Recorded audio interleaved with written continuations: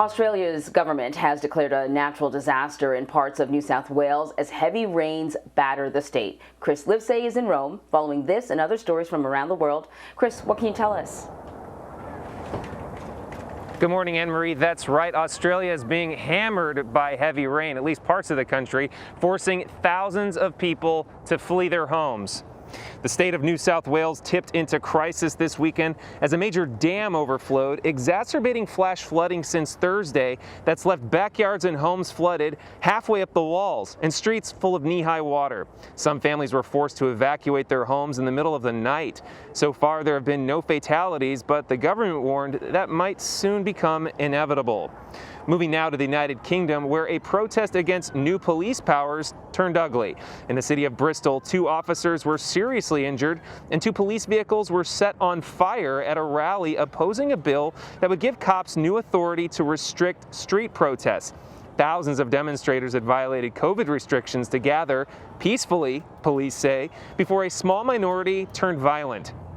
Activists have been angered over a heavy-handed police response earlier this month at a London vigil for Sarah Everard, who was killed earlier this month. A police officer has been charged with her murder.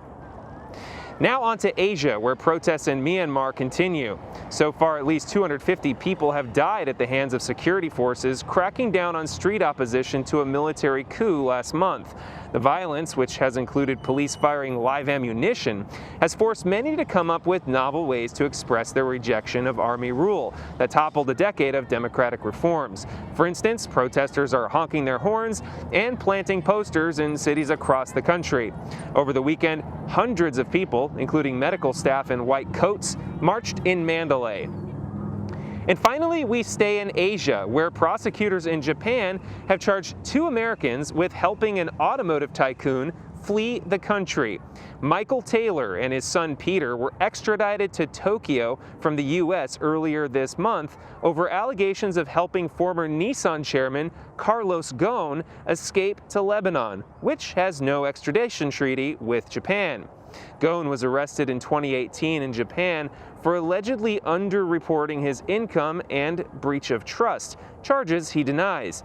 Police say in a daring escape in December 2019, he jumped bail and fled the country by hiding in a large black box, supposedly containing audio equipment, in a plan orchestrated by the 2 detained Americans. And if they're convicted, they face up to 3 years in prison in Japan, which, by the way, convicts about 99% of anybody who stands trial. Anne-Marie?